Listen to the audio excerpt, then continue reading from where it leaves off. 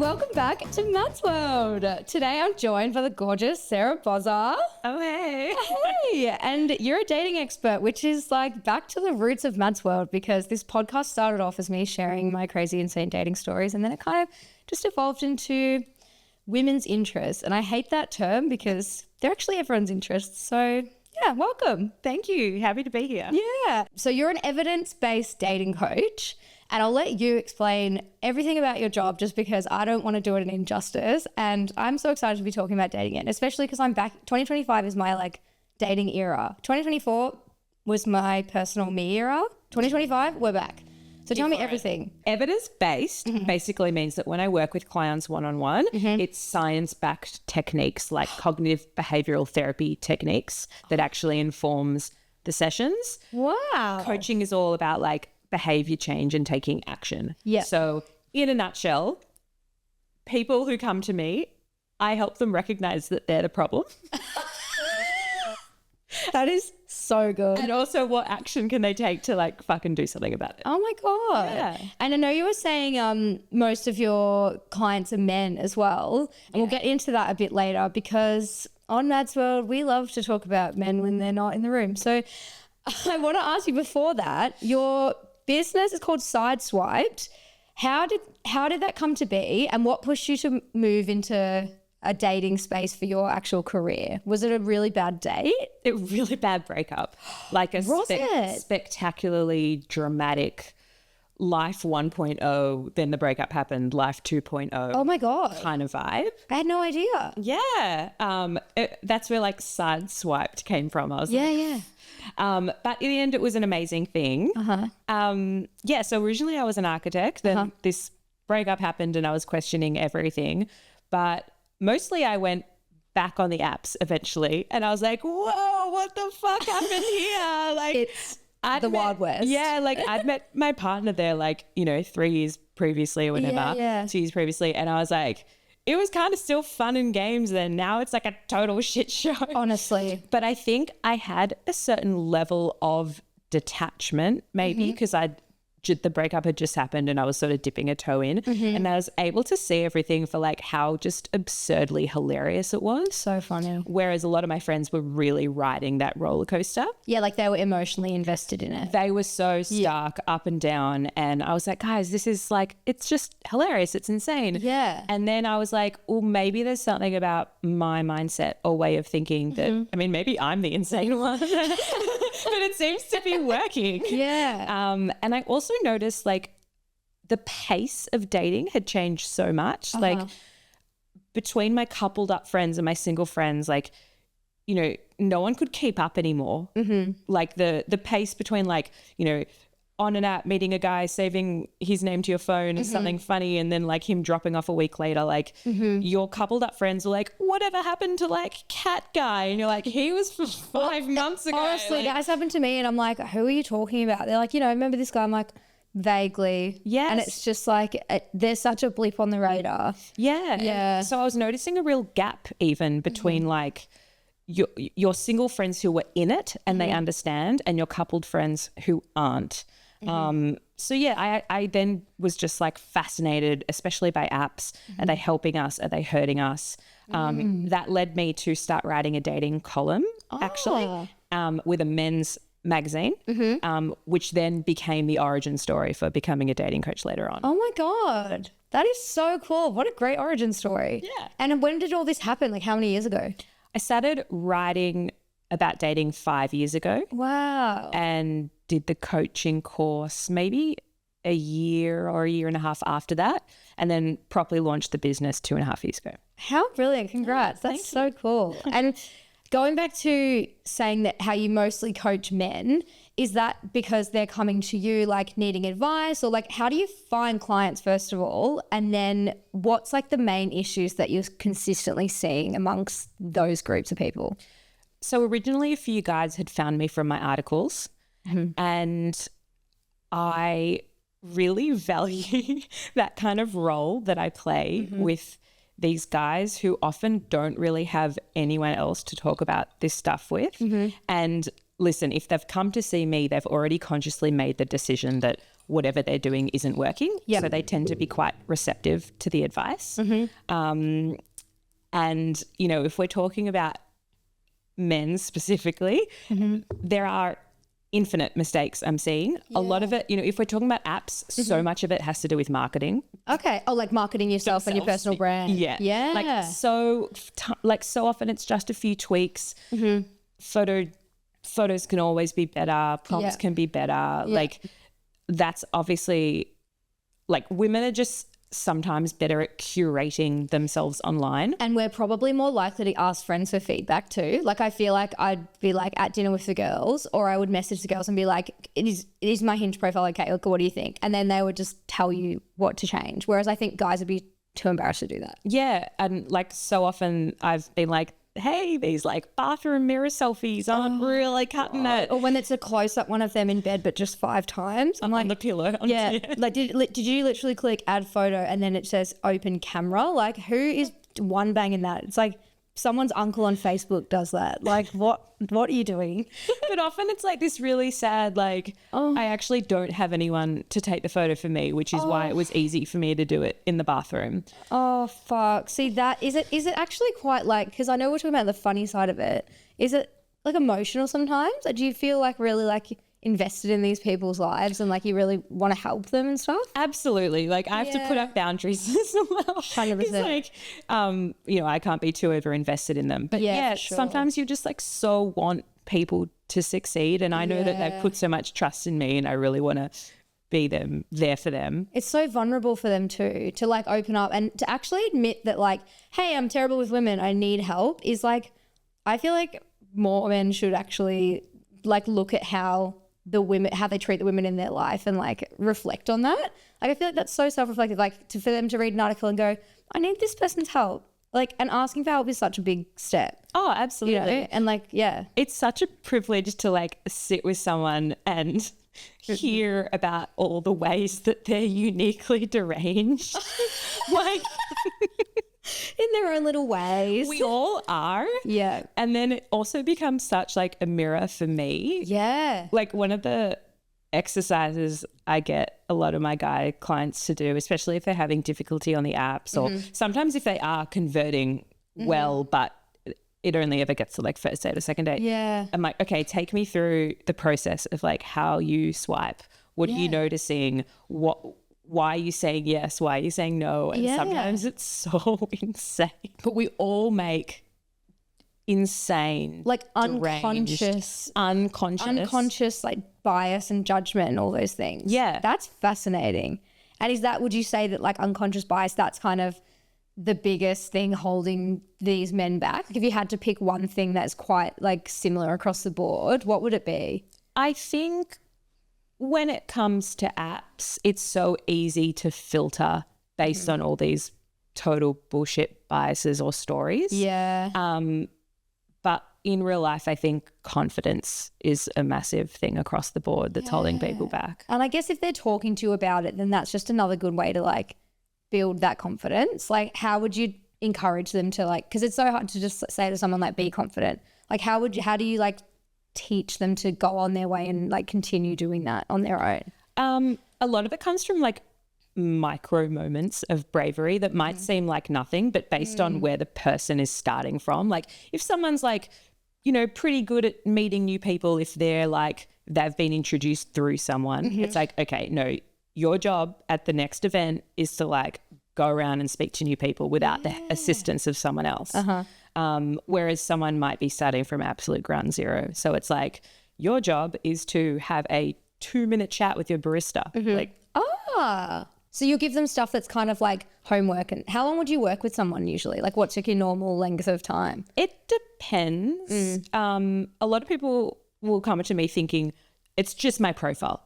I'm sure it's just a few things I need to change. And I'm going, okay, just the profile. Okay. And then it ends up being, you know, I could work with them for like 2 months, 3 months.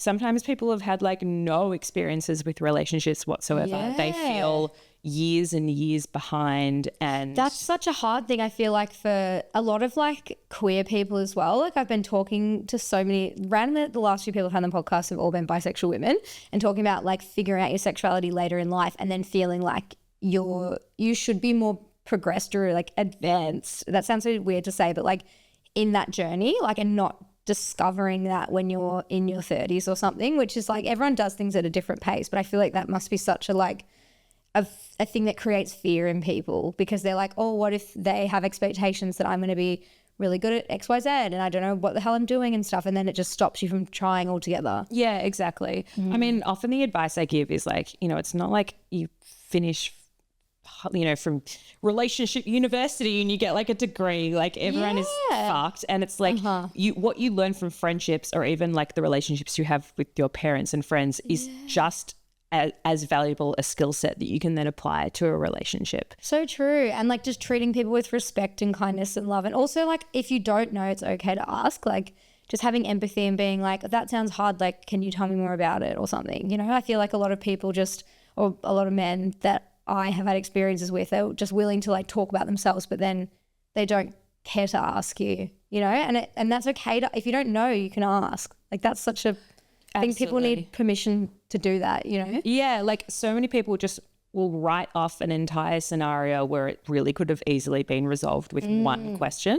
And like just the simplest question, like, you know, Brene Brown phrases it like, I love her. She's the best. And she always says like, hey, the story I'm telling myself about this situation is, and she'll, you know, whatever her deranged version is, what about you? And then it's like, yeah, actually there's always three different things happening. There's like the objective situation and then the story that I'm applying and the story that you're applying. Yeah, like there's three sides to every story, your version, my version, the truth.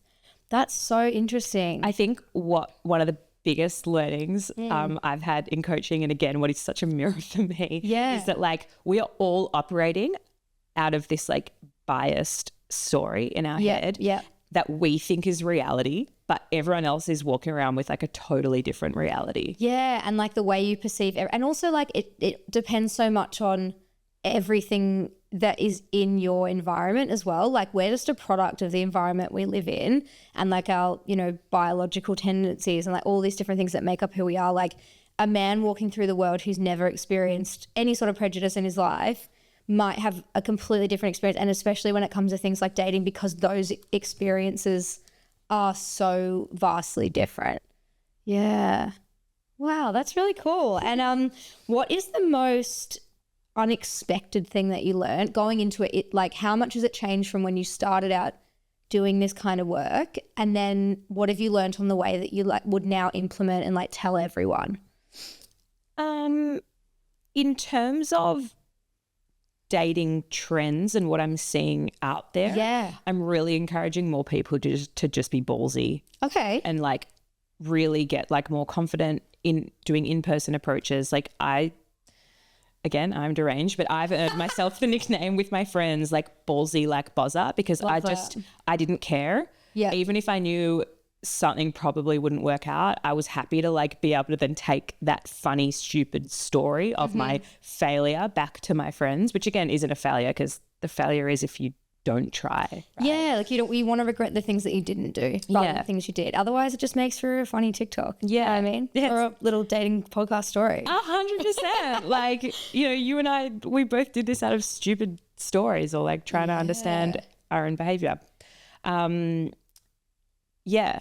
What was the question again? I don't know. What have I learned? Yeah. So what have you learned? Yeah. What's changed in the last like 5 years that you've noticed, and what's like ways that you're combating that with your clients, like something that you're learning as you go?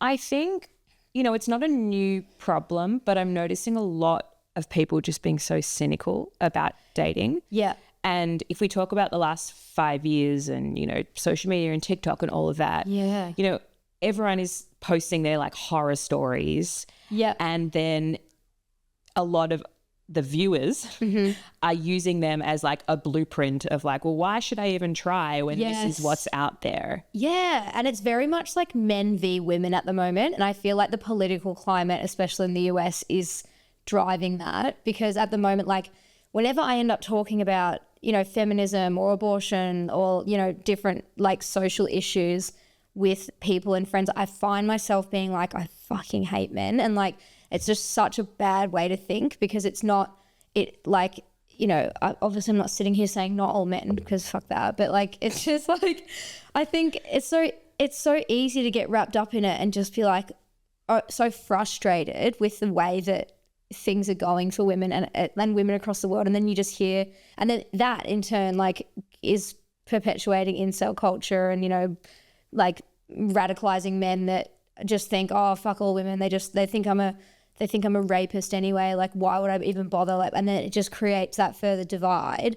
Like, I feel like there's and even with like left wing and right wing, like political parties, like the gap is just widening so much, and it's just creating this big chasm that everyone, it's like a fucking dance floor at a school dance with all the girls on one side, all the boys on the other, and like, I'm not talking to them. But then so much of it you realize really is the chasm between you living your life on your phone and you living your life in person. Yeah. Because then you go to the pub and it's like, oh, actually it's kind of fine here. Yeah, like everyone is fine and this is nice. Yeah. Yeah, that's so true, because like when you live on your phone, you live in like a social media bubble. And every time if I see something that's like racist or sexist, or I can't be arsed looking at that and it's upsetting, like you just block it and don't look at it. And it's like you curate your own little bubble where you think everyone feels the exact same as you, and like that's common sense to you. But then there's a completely other side to that where people are in their little bubble and they think that everything that they're in this echo chamber saying is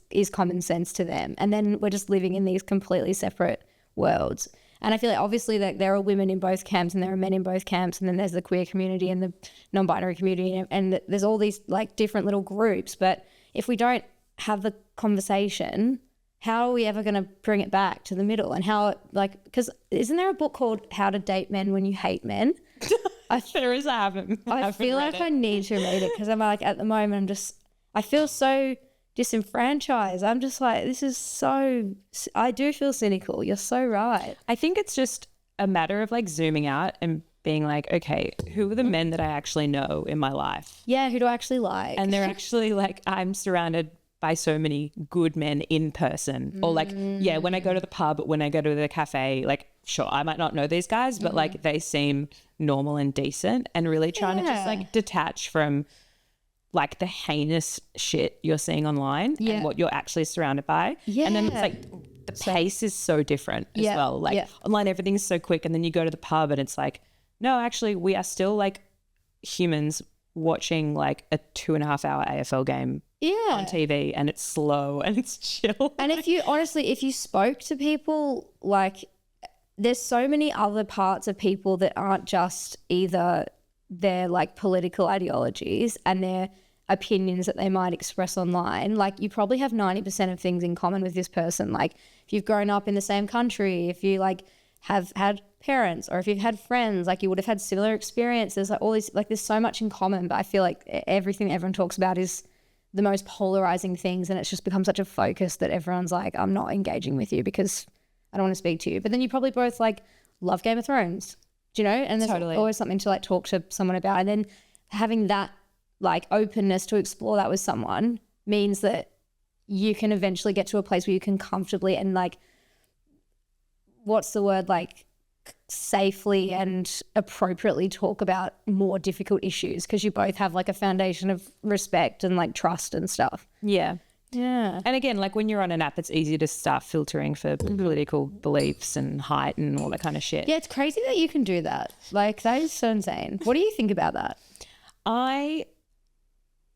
Listen, it was meant to like, you know, apps came and it was like, oh my God, there's so much choice. This is amazing. Like I used to only know a handful of guys at uni, and now I can date like the entirety of Melbourne. Like how cool. And then it very quickly became overwhelming. So like, oh, I need filters. I need to rein it in. I need to cut this back. Yeah. But I think, you know, I think it gets to the point where it's overly filtered.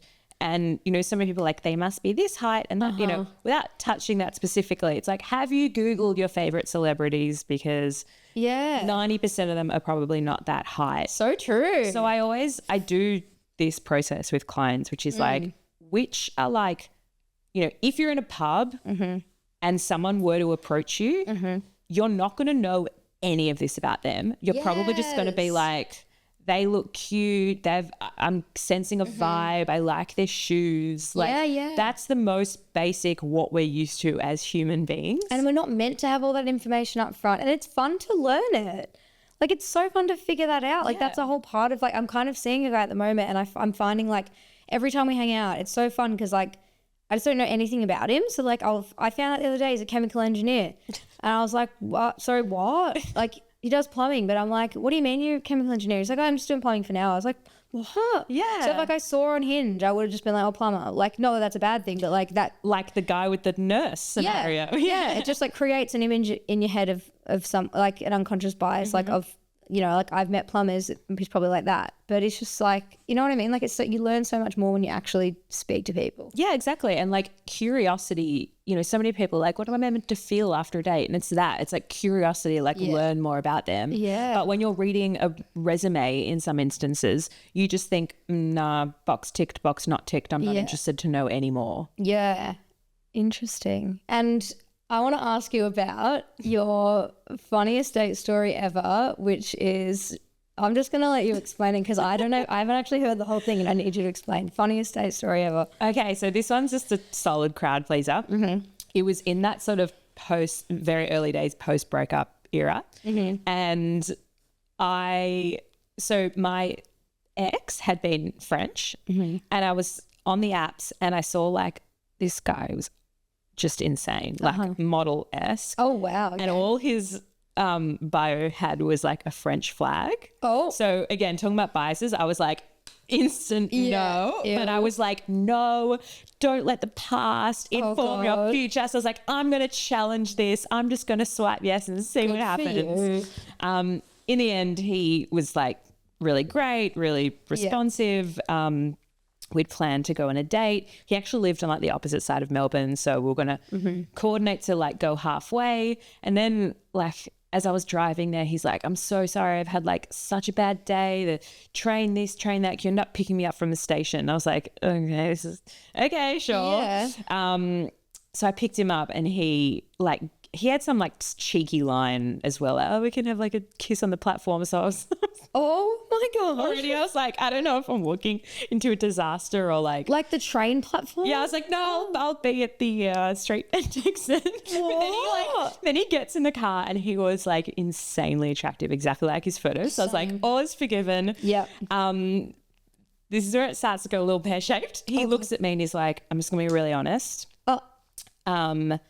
My roommates were passing around a joint and I had some. It's because I had a bad day. I'll tell you all about it. But like, I promise that's all. So I was like, okay, but like, you good though? He's like, yeah, I'm good. So I was like, yeah, fine, whatever. Like, I'm good. So we get to this pub. He directed me. I'd never been there before.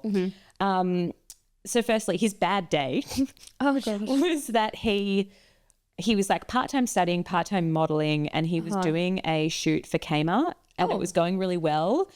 An underwear shoot, but then they asked him to like dance in his undies. Oh gosh. And then they said an instant no based on his dancing. So then he goes on this like, I didn't even want to model.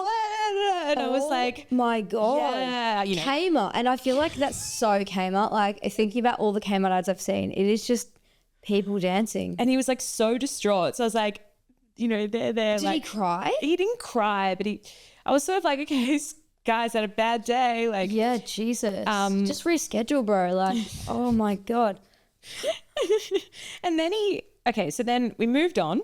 He kept like getting into these really deep and engaging conversations, but when he'd like hit the climax, it would almost be like he'd forgotten he was then meant to finish the sentence, and he'd sort of just stare, and I was like, sorry. And then what happened? And just like forget and just he's like, oh, sorry, what? And I was like, okay. And then at one point he's like looks at me but kind of looks over my shoulder and starts like winking and almost as if he was flirting with someone behind me. So I was like, what? I turned around but there was no one there. And then like again, like the whole like building up to a story and like not following through was starting to become more regular. And I was like, I don't understand this conversation's really disjointed. Yeah. Then at one point he like went to the bathroom, but I saw him like intercept a group of guys playing pool. Oh. And then they were all kind of looking at him and looking at each other like, what's wrong with this guy? So I felt really validated. I was like, okay, something's gone wrong. Yeah. Then he comes back from the bathroom and again he starts telling this engaging story. And then like I'm waiting for the moment and he just like stops and stares. And then he'd also like, he'd kind of put his arms back and his legs like up on the bar. And I was like, oh my, what's going on? So I was like, I like had a sip and I was like, all right, what did you actually take? Yeah. Like he's not just had a toke on a joint, obviously. And he starts like cackling. And I was like, and he was like, all right, half an hour before our date, I dropped acid. What? And I was like, it's a Thursday. Like, what the fuck? Also, like, the disrespect to just not tell you. It was so crazy. It was so mental. And I was like, okay. So I think I like sculled the rest of my drink and I was like, cool. Right. I'm going to head. This was fun. And he starts like getting his jacket. And I was like, I'm like, you know, I'm like, you're not coming with me. Yeah, like you stay here. So then he was like, okay, cool. So we go back to your place? No, hun. I was like, I think I was like a bit he really hadn't asked me any questions. So I think I was sort of like, no, if you'd asked, I've actually got work tomorrow. So no. Yeah. And he was like, oh, no. It's okay. I understand. I really understand what you're saying. So I was like, what? He goes, because it's the first time you want to come back to my place. And I was like, what? No, That like, doesn't even make any sense. like, bro, I hate you. Yeah, I was like, no, there'll be none of that. Oh, my See ya. God. Just parenting him fully. Being It was like, really, really bizarre. Oh my I know, I felt God. bad. Like, who drops acid on a Thursday? the insecurity. Like, that's insane. I like feel like that's something you'd do as a dare. Yeah, it was wild. Then like 2 nights later, he sent me a message going like, hey, you want to go to a reggae bar? Oh. Like, what about that date that did you think was good? That is so crazy. See, that's the whole perspective thing. Like, it's so crazy that you can walk away from a date and someone's like thinking like that was the best date ever, like butterflies, and then the other person's like, what a fucking psycho. So like funny. That is so mental. Right. So apart from your funniest date story, do you have any classics that are really unhinged from working with your clients? Like, what's the most insane date story you've ever heard? My memory is failing me right now. It's okay. But my favorites are like when someone's just locked someone in for like a marathon date without them even knowing it. Like, you think you're going for a drink at 5, but actually it's like, oh no, this is a pre-drink and I've booked us a show at 6 and then we've got a dinner reservation at 9:30. What? I mean, to be fair, if someone did that for me, I'd be like, love the planning. Thank you for planning an amazing date. Yeah, but also we haven't met and now I'm spending 7 hours with you. Yeah, that's the thing. It's like you kind of want to go because I feel like you get around, they get around, and then you're like, cool, like now we can decide if the third drink is happening, or if you're like, oh, I've got work early, I've got to go. So it's like you can go and vet them and do the thing. But yeah, that's insane. The assumption that we're just going to hang out all We're just going to vibe, yeah. That is so crazy. And also the like grand gestures that are very unnecessary. Bringing of gifts. What kind of gifts? Flowers or like something else? I once had a guy bring me hand cream. Oh, what, Aesop?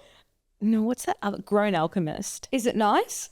It was, but it was very strange. That's so, like, do you buy that for everyone? Like, did you just have it? Like, well, I think the more strange part was that it came with like, oh, I was telling my sister about you and she thought you would like this hand cream. Oh God. And like on a first date. That it's like how otters bring a pebble to the otter that they want to partner up with. She just brought you a little pebble to the date.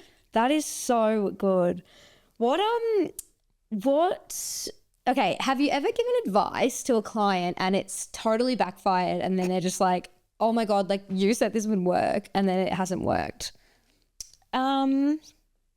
So interestingly, a lot of the stuff I do in session, it's not just advice focused. Okay, it's sort of, unpacking their issues, and often you kind of want to extract from them like what the next steps should be.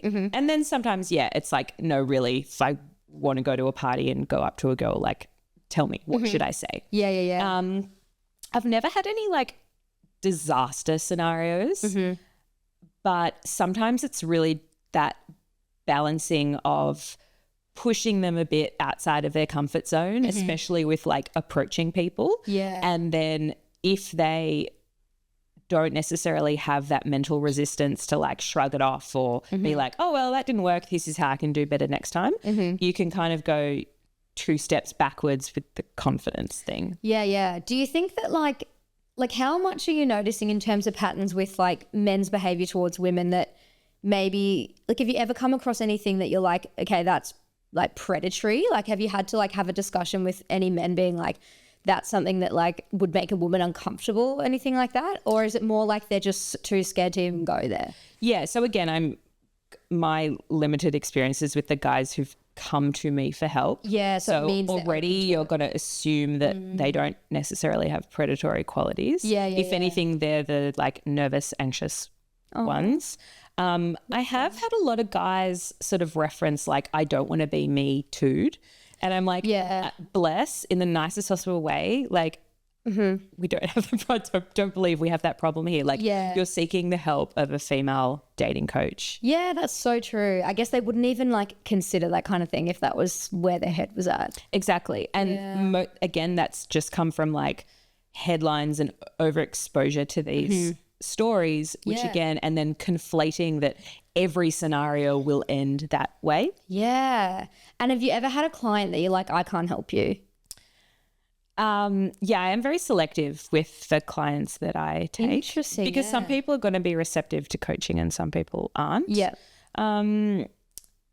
Often I've had clients who will come and they'll seem really excited and really motivated and, you know, I know my attachment style and I know my love language and I know. And then you start kind of prodding about their life and it's like very defensive or no, I can't do that. And it's like, well, if you know everything, what are you doing here? Yes, so true. Like, don't ask me for help if you don't want it. Yeah, that's interesting. And often what doesn't really resonate well with people is resonate with me or whatever. They will come to a session and they'll kind of admit, anyway, I'm still talking to my toxic ex. Moving on. I'm like, no, moving on. Let's go back to that. And I'm like, we need to tie a knot in that and throw them away. And there'll be often a lot of hesitation to do that. Yeah, that's tough. And I guess that's at the point where it's like, if they're not going to take the advice, then it's just it's to their own detriment. Yeah, that's fascinating. And what do you think is like a green flag that people think is good, but it actually might be a red flag? I think there's a lot of confusion around the idea of like vulnerability versus just trauma dumping. Oh my God. So true. Yep. So often, you know, oh, they were so open. They told me about this like heinous experience when they were young. And I'm like, that's not really open. Or healthy. Or healthy and sort of like a shortcut to intimacy with like a little bit of manipulation interweaved in there. And like, and then often they're like, you know, I feel really overwhelmed. I don't know how to help them. I don't know what to do. And I'm like, then that's not vulnerability. Vulnerability is like, you know, I'm sharing this with you and I, you know, with an intent. Yeah. And like dumping is just like, they don't really care if you have the emotional capacity to be able to deal with that. Yeah. And they haven't asked if it's like, it could be triggering for them, or it could be like, it's sort of like they don't talk to their friends and don't talk to a therapist. So they're just like, right, you're going to become the center of my universe and I'm just going to tell you all my problems because you're willing to listen, or they don't even know if you're willing to listen. Yeah. And I've had like, I see a pattern sometimes, like with my own dating history as well. Sometimes when the other person senses they might be like losing you towards the end of like a first date, that, you know, the vibe isn't really there, they'll kind of go, like, I had one guy once, like, who was like, oh, like, I have a really bad relationship with my dad. Oh. And I was like, like, it was a terrible day. We just got an ice cream. He didn't even pay for my ice cream. Anyway. Like and $4. Yeah, so it was like at 40 minutes in, I was like, cool, so I got to start getting ready for this thing tonight, wrapping up, like not even kind of asking, normally you're like, what are you doing for the rest of the week? Like hoping to insert yourself into their plans. But I was like really wrapping it up. And then he was like, I have a terrible relationship with my dad. And I was like, okay. We don't have time to unpack that. No. I was like, this isn't how to hook and sinker me. I was already 1 foot out the door, mate. Yeah, I'm leaving with my ice cream in tow. Like, see you later. So yeah, being conscious often of like where that quote unquote vulnerability comes throughout the course of the date. Like if it comes towards the end as like a way to like hook you back. Not as like open and. Yeah, that's really interesting. And I've got one more question that is a good one. What is a subtle power move, or like just like your go-to move? Like if you're Hitch and you're Will Smith and this is the movie Hitch, what would you suggest to all your clients? Like what's something that not always works, because it's not like a date has to have an end result, but something that always, goes a long way? The easiest, most foolproof thing you can do on a date is just ask as many fucking questions as possible. Right. And being insanely interested by the responses and just piggybacking on what they're saying for the next response. So active listening, not just like random question. But if you keep them in the spotlight and all they're doing is talking about themselves, they're just going to be dopamine foddered. Yeah. They're going to feel fucking amazing. They're going to feel seen and they're going to feel heard. Yeah. And the trick is that like, even if you are really nervous about the date, it's the best thing because you're not even sharing anything about yourself. You don't need to worry about having pre-written responses. It's just question after question. Let them lead you. Yeah. Sometimes it's like one-word questions or mirroring things they're saying and like swapping it. So, instead of like, oh, what do you do for work? The next one can be like, but actually like why? Like why do you like doing that? Yeah. Like it can just be like such simple